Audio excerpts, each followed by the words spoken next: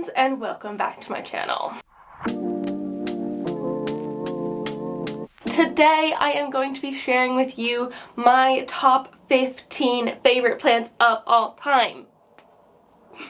Like my absolute favorites from the past 5 years that I've been collecting plants now. I thought it'd be fun to give you some inspo like that.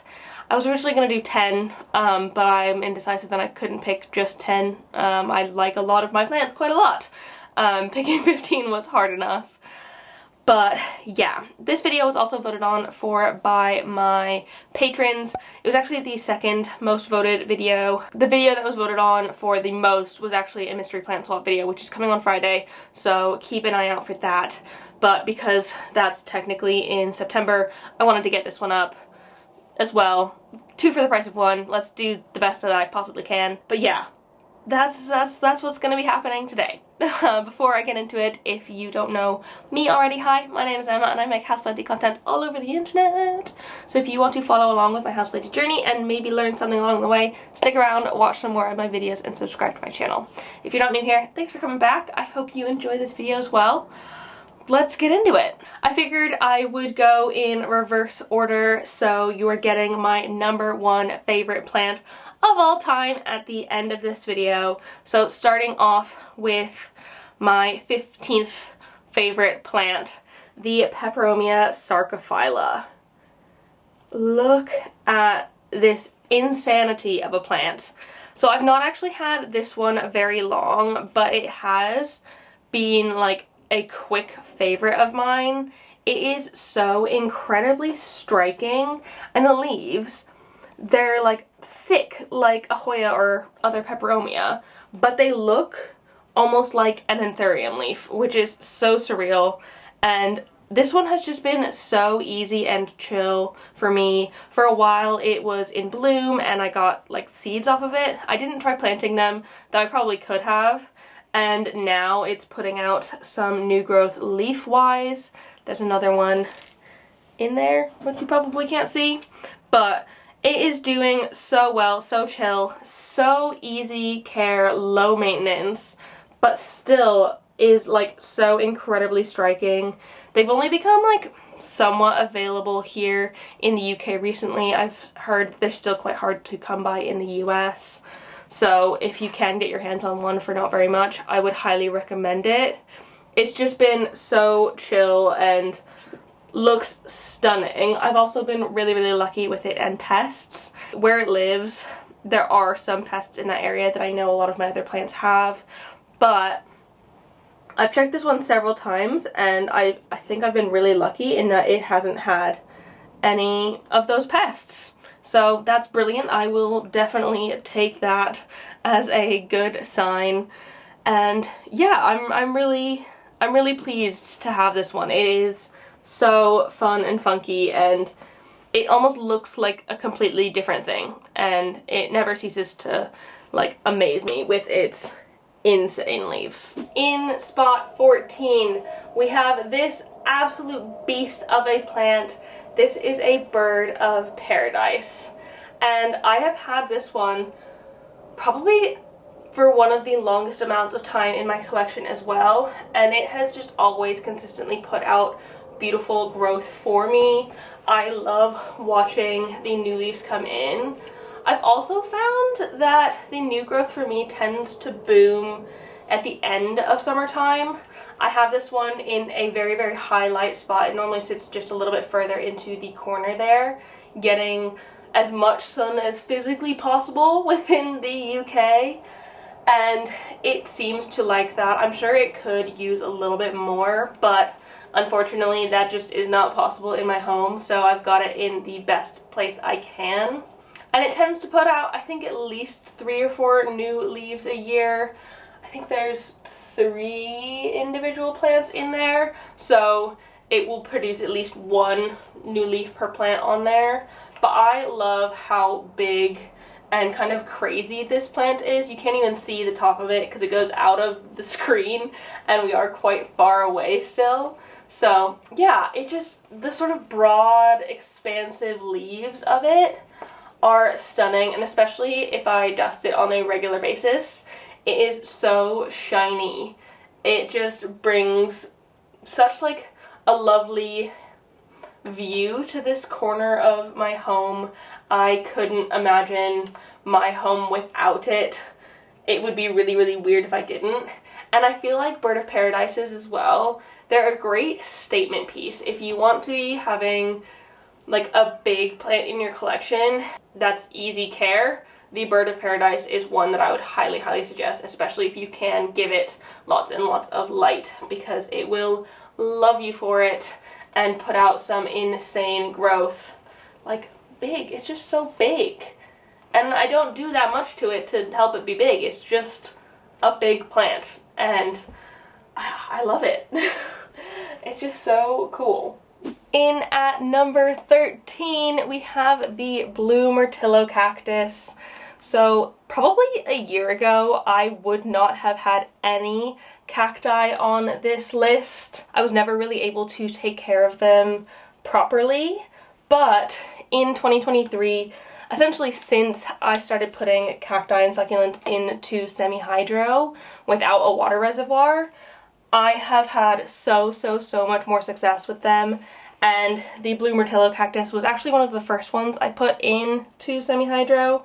My friend Claire, aka the Jungle Haven, gave this one to me in December time, and we put it into semi-hydro together, and it has grown so well since. I'm not sure how well you can see it, but there's like a line on several of these, I don't know what you call them, cactus things, where you can see that it has grown new growth, and that has been within my care, which is so freaking exciting. And I love the bluey silveriness that this one has, and I genuinely could not imagine my collection without it anymore.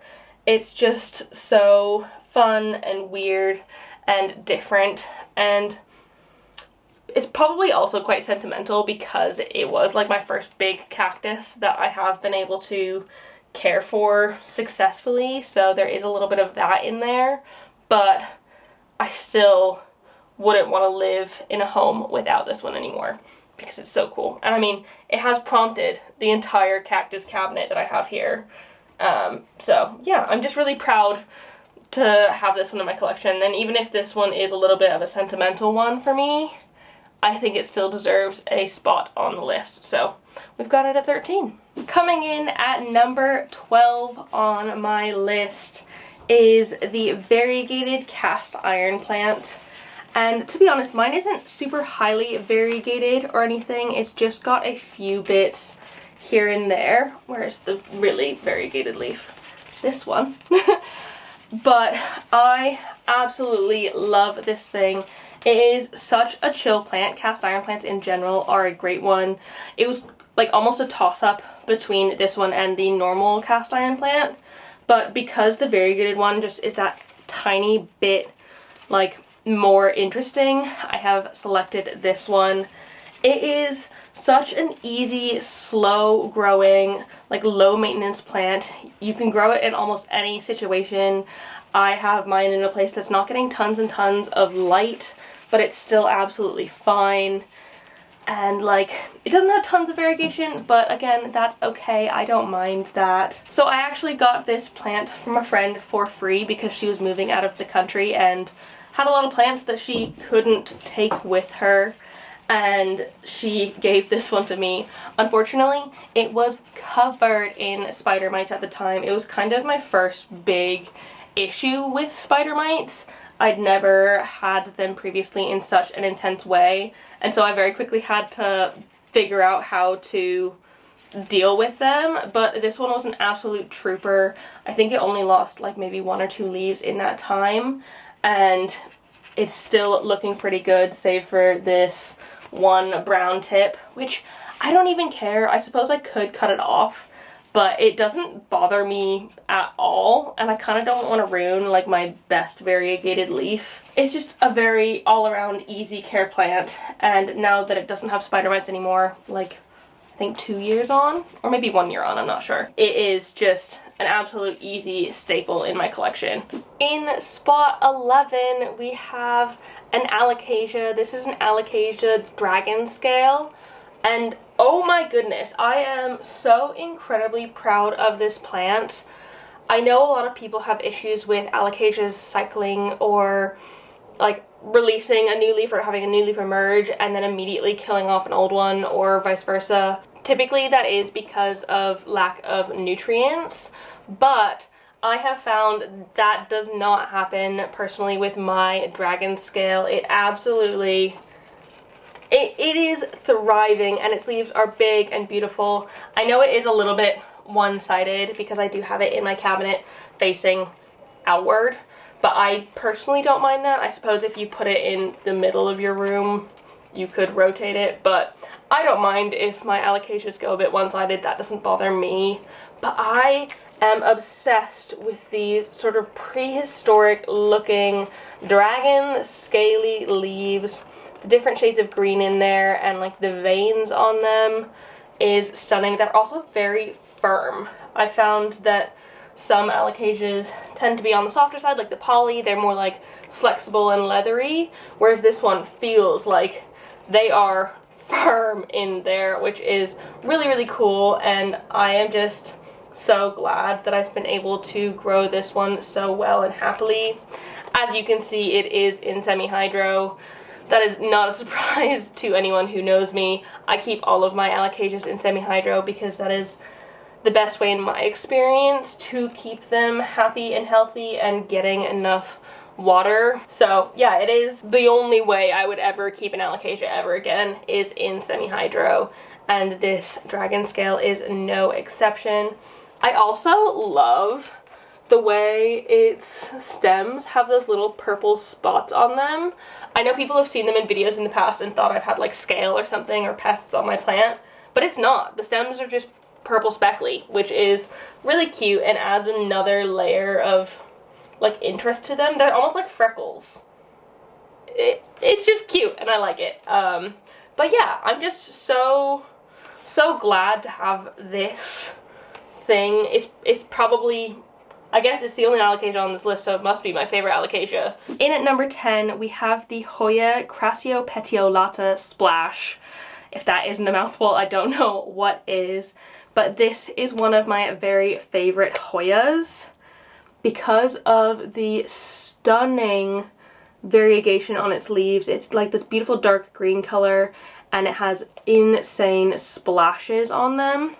And even though mine isn't very big, it has grown quite well for me. I think I got it as like a 1 or 2 leaf cutting a couple years back, and it's getting there. Hoyas for me tend to be a bit on the slower side, and I am pretty sure at this point I do have flat mites, which I will deal with in the future, but it's still growing quite well and giving me beautiful new leaves every now and then, and I'll take that. It doesn't have to be perfect for it to be on my favorites list, and I think this one was definitely worth the money Hoya-wise. I paid, I think, £60 or something for this one and a couple others, and I would do it again in a heartbeat because these leaves are so nice. And I definitely favor splashier Hoyas. I like the sort of variegation on them, especially the ones that are a bit more silver, and this one definitely falls into the category of splashy Hoyas. I think I just like that every single leaf is different and you're never going to get the same thing twice. So it gives a bit of surprise with every bit of new growth in there. So yeah, my lovely Hoya Crassiopetiolata Splash. Gosh, I hate saying that name just because it's so freaking long. In the 9th spot, we have the Raphidophora Tetrasperma. Holy cow, this is probably the fastest growing plant I have ever had in my entire like plant growing collection. It grew the length of this moss pole, which I'd say is over a meter, maybe like 1.5 meters. It grew this height all within a year, and that is with a whole bunch of chopping and propping throughout that time. It has absolutely loved life on the moss pole, and if I didn't keep trimming it from the top, which you can't even see in this video, if I didn't keep trimming it from the top, it would just grow and like climb onto my ceiling or something crazy like that. They're a plant that just wants to live and will pretty much do anything to make that happen. I would highly recommend this plant for any sort of beginner plant parent because it's easy to propagate and easy to grow, and as long as you give it something to support itself, it will continue giving you these amazing sort of fenestrated leaves. And I mean, that's why it's called a Monstera minima, which it's not technically a Monstera, but it does have a sort of similar vibe in that it's got fenestrations on its leaves, but it is a completely different genus. It's a Raphidophora. It's just so cool and weird and fast growing, and I don't think I could live in a home without this one at this point. So that's why it comes in at number 9. In 8th place, I am putting my Monstera Albo. And this is actually the only Monstera I am putting on this list. I just personally like this one a little bit more than my normal Monstera. I have struggled a bit with normal Monstera in the past, trying to get them the amount of light that I feel like they desperately desire. But with the Monstera Albo, you can see I don't think she's having a problem. She is giving me amazingly variegated leaves. A lot of them have both sectoral and marbly variegation, which, I mean, what better combo than that? I think marbly variegation tends to be my preferred. There's actually also 2 plants in one that I've put on the moss pole, and as you can see, it's over the top at this point, so I'm going to need to do something about this one soon. Also because it is putting out some ghost leaves, which tend to not be able to like sustain themselves because they don't have any chlorophyll, so they can't produce any energy themselves. But that does not stop this one from being one of my all-time favorites.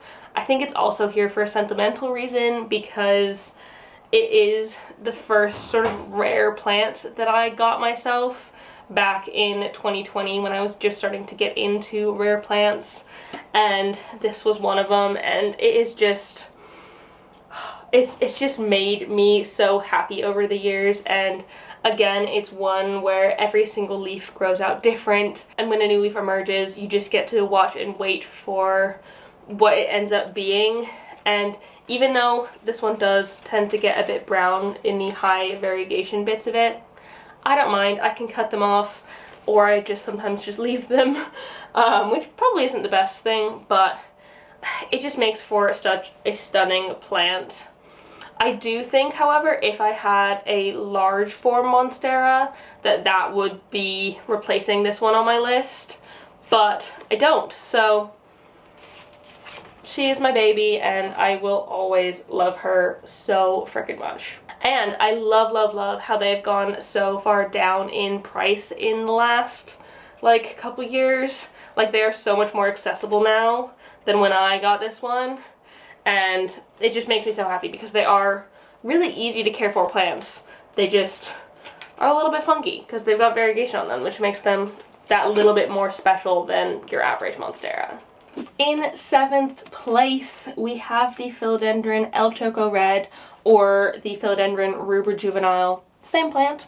If you're seeing it advertised as something, they are the same thing.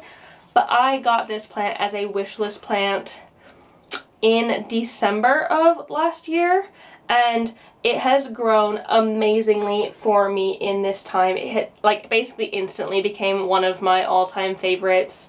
It has grown, I think I got it as like a wet stick with no leaves. So it has grown all 4 of these leaves since I have had it. And for such a small plant, that is amazing. And I've really loved watching the leaves emerge with the red backs, and you can see the oldest leaf there is the greenest one. So that's why it's called Rubra Juvenile, like red when young.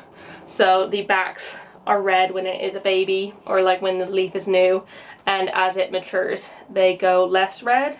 But they're just like the most beautiful, pillowy, soft velvet leaves. I've got it on a moss pole, as you can see here, and it is growing leaf after leaf. like one right after the next. There's not really any internodal space there. I don't even think I'd be able to take a cutting of this one if I tried, because the leaves are so close together, which I love. I'm glad that it's not climbing up the pole too quickly, because some plants I do have, they climb up poles quickly and like space themselves out a bit. And even though this one isn't in the best of light, it is still doing amazingly. So I don't think I could ask for anything better with this one. I do have it in semi-hydro, but I've not been the best at watering this one because it's not in a self-watering pot. It does have a little indicator on here, but it's just not one that I think to water frequently, and has still been absolutely fine. Like, such a freaking trooper, this one. And it's gone through having thrips, and it's still giving me like new growth pretty regularly. So what is not to love with this one? Like, a beautiful dark velvety leaf that's red on the back.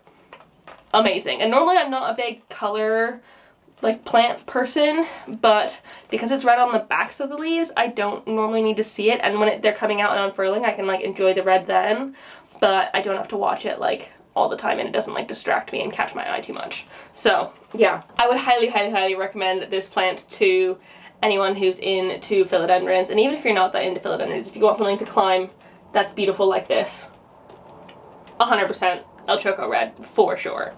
In 6th place is this insane plant. This is a Philodendron Melaloni, I believe, or it might be Melalonii.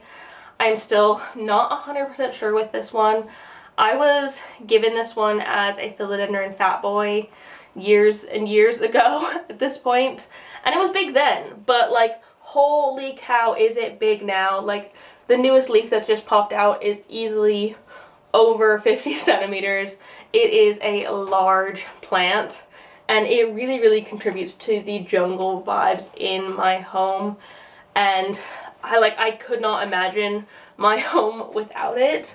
It was actually misgiven to me as a Fat Boy. It is not a Philodendron Martianum or Fat Boy. I have recently this year gotten myself an actual Fat Boy, but this will forever in my heart be my original OG Fat Boy, not Fat Boy, and I will continually love it forever. It has slowed down a little bit in growth since it flowered earlier this year. It was my first ever philodendron flower, which is super exciting. I never expected in my life to have any of my philodendron flowers because it is a fairly rare occurrence. But my beautiful plant flowered, and I am so glad that I got to see it. In future, I probably will cut them off because like, I'm not gonna pollinate them. But like, it was fun to have it the one time. I can't believe how big and beautiful this plant is, and it is definitely the most sprawling plant in my collection. It lives just down there, and that is the only spot in my entire home that I think it could live because it is so big and wild in its growth. But it really adds to the jungle vibes of my home, and I'm really happy that I was misgiven it. I don't know, it just makes me so happy, and I love how weird and cool it is. And I also kind of love that not very many people have it. I know that's like selfish of me, and I would chop and prop it if I knew how, but the way it grows in, I feel like that's not like really possible because it's just so tightly packed in there. So I don't know if I will ever chop and prop this one. I don't plan on it anytime soon, if at all ever. Getting into the top 5.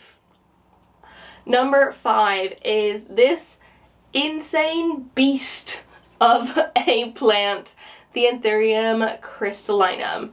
I imported this plant from Ecuagenera, 2021, I believe, so I've had it for a couple years now, and the growth on it has just gone mental. Like, you can see how big these leaves are against the size of my head and my hands. It is very sprawling, I must admit. It's probably a bit more sprawling than my ideal, but that's okay, I don't really mind. And as you can see, I do have predatory mites on it because I am treating it for thrips right now. But it has been such a great steady grower over the course of my time with it. Like, it even has a new leaf coming in now. I don't know how well you can see that, but it's there. And I was able to pollinate it. What? This is the first Anthurium I've ever been able to pollinate. I pollinated it with the pollen from my Phrygia white stripe, which is up there, over I think in December time, so it's taken quite a while, but the berries are finally ready for me to pick. Oop. And so I'm going to be harvesting them very, very soon, and I can update y'all on that a little bit later. But this one, if you want an Anthurium that grows big, this is the correct one, because it is also really, really easy to care for. This one, again, is not in the brightest of spots, and it is still growing quite large. This leaf here was the most recent leaf, although it has a little bit of damage. I think that is physical, and it's not getting any boosts of humidity or anything like that, and it's still continuing to put out more inflorescences, more new leaves, and just watching the leaves grow on this one is amazing. I do really love watching Anthurium leaves grow. They start out as something quite small, and then they just, over the course of a few weeks, size up to whole new levels, and this one is no exception. You can see just like the size of these ones. I think this is my oldest leaf on it, and it is bigger than the size of my head already. So yeah, it's also quite a heavy plant. I have it in semi-hydro as well, in a ceramic pot, which makes it even heavier, but it is absolutely loving the semi-hydro life. I found that Anthurium in general tend to be very adaptive. They don't mind being in semi-hydro or soil or moss. It doesn't really matter with them. They just kind of do their thing and get on with it. So yeah, just really pleased with this one, and I don't even mind treating it for pests. I've been treating it for a little bit now with predatory mites, and I've washed it recently. If you've watched any of my recent plant chores videos, I've been keeping up with that, but it's still been an absolute pleasure to have in my collection, and every single time it starts putting out a new leaf, I instantly get excited to watch and see how it grows. So yeah, I'm so excited to update you about this new leaf and maybe be able to collect some more pollen from this one as well and get some more pollination going in my Anthuriums, which was one of my goals for this year, and it's working so far. So yeah, it's great. The good old Anthurium Crystallinum. This huge thing. I love it. In fourth place, we have Scindapsus Exotica. This absolutely stunning thing. I mean, I'm sure it's not a surprise to many of you who know me that Scindapsus is definitely on this list, but I think this is my favorite Scindapsus of all time. I love the really big leaves of it, and like the amount of silver it has in them. It just makes for such a beautiful trailing plant. You can also get it to climb, and you might get some bigger leaves that way, but I really like the way this one trails. It trails just above my bed up there normally, and I like being able to see it every morning when I wake up. It just, it makes me so incredibly happy, and they are also so easy. I feel like that is a theme with a lot of the plants on this list. I tend to veer more towards easy care plants because having so many plants in my collection, having ones that are low maintenance is huge, and the Scindapsus Exotica is definitely one of those, and you kind of get a lot of bang for your buck with these ones. They just, I also have one that was sold to me as an Exotica that I'm not sure if it is. I think it might be a Silver Queen. That one has grown so well for me over the time I've had it, and I swear it's like meters and meters long at this point. So if you just keep letting them grow, they will grow on forever. I personally tend to keep most of my Scindapsus in soil, especially if they're trailing, because I just find it holds the roots a little bit better. I don't think semi-hydro is necessarily the right thing for Scindapsus. I've tried it on a couple of them, and it's just not been a thing. My other big one over there is in semi-hydro, and it's loving it, but this one is in soil, and it's loving it as well. So they are quite adaptable, but in future, I just will probably keep them in soil because they find it to be absolutely fine like this. And also, I just can't get over the silvery blueness of these leaves. Like, they just, such a cool toned green, which I really love. Though I like having plants like the golden pothos that has a little bit of yellow in it maybe. This is more where my heart is at in the end, and I could have 1,000 of these as well throughout my home, and I probably will someday, maybe. Or in this world where I only have 15 plants. I'm taking that to mean 15 types of plants, and I can have like 15 of these if I wanted to as well. In third place, yes, top 3, we have the Philodendron Glorious. Holy cow, I really wanted this plant when I got it, and it was actually one of the most expensive plants I have ever bought myself. I bought a single plant for 120 pounds, which might seem like a lot to a lot of people. It is a lot to me as well, but it was so freaking worth it. I can't even show you how tall this plant is in one video. This is it on the ground. It is, the moss pole is at my chest height. The top leaf is at nearly my chin height. It is so freaking tall and beautiful. It has grown so well. And I even chopped it to propagate it a while back, and the new growth that's popped out since has been bigger and better than ever. Like, that's it compared to my head. It has the biggest, most amazing, velvety, huge leaves that I have ever seen in my entire life, and it just keeps popping them out. Like, as soon as this one was done unfurling, it had already started out on this one, which is unfurling right now, and I think it's going to be even bigger and better. It does live here normally, and it is nearly touching the ceiling, so I'm going to probably have to do something with this one fairly soon.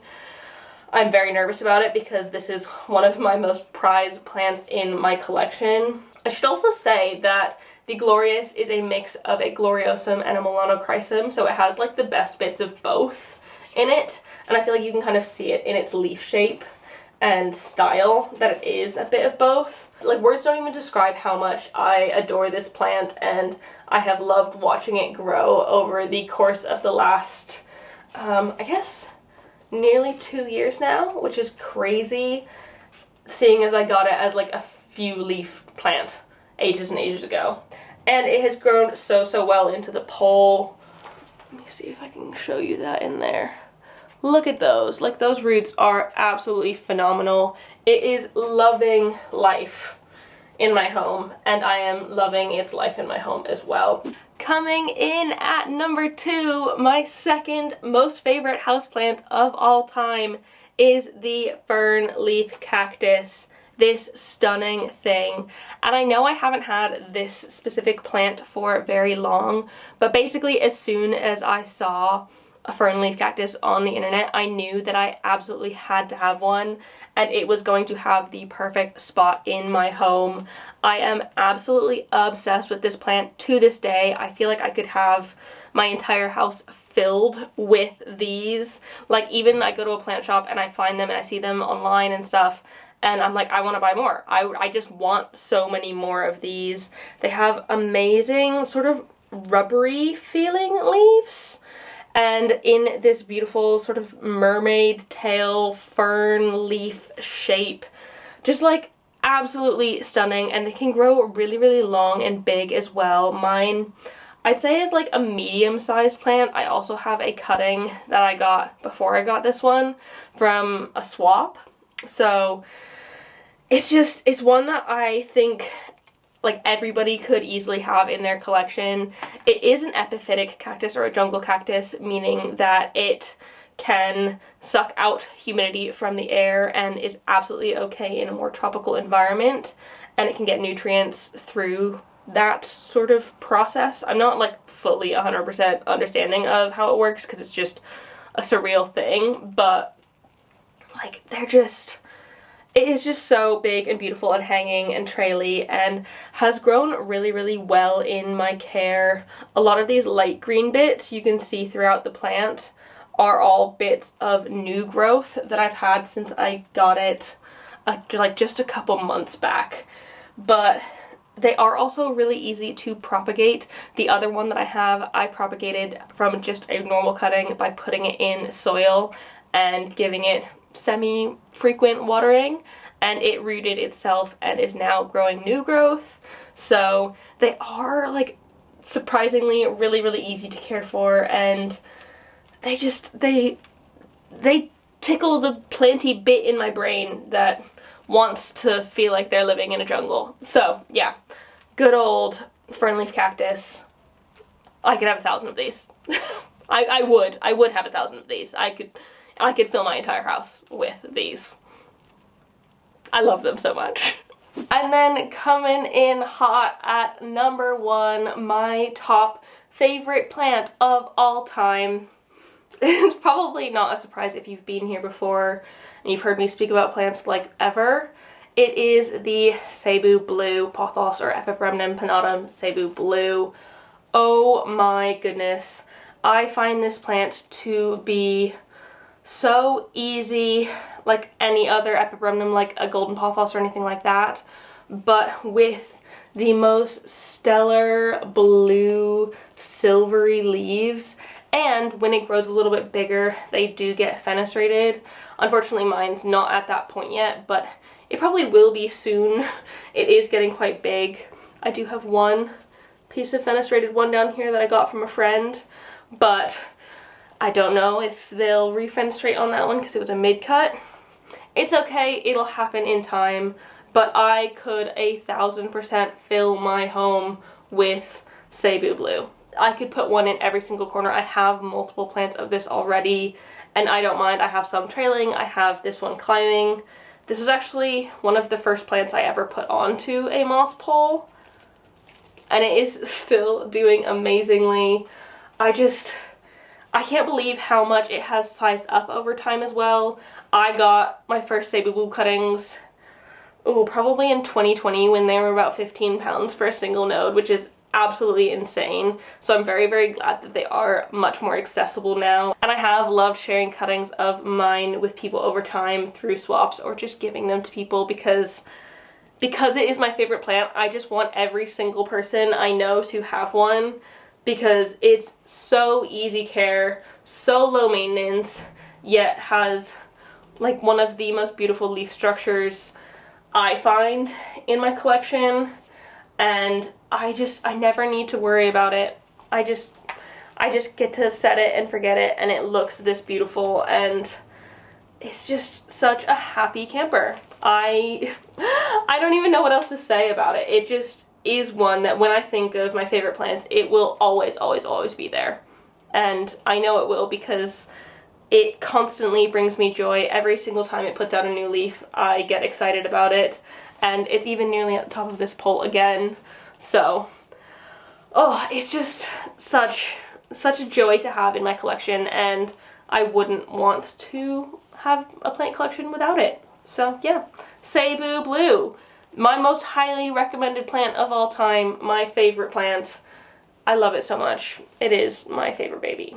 So that is it. Those are my top 15 favorite houseplants of all time. I really hope you enjoyed this video. I had a lot of fun talking about all of them and sharing them all with you, just because these are the ones that bring me the most joy in my collection. I mean, all of my plants bring me joy, but these ones are my top favorites. So yeah. If you did like this video, pretty please give it a thumbs up down below and leave a comment on what your favorite houseplants are of all time. I'm curious to see because everyone's home is so different and everyone's collection is so different. I just love hearing everyone's different experiences and what they find to be their favorites. So pretty please share down below and we can all enjoy and geek out over the joy that houseplants are. And don't forget to subscribe to my channel for more videos. Thank you so much for watching. I really appreciate you being here, and I will see you in the next one. Don't forget to keep growing.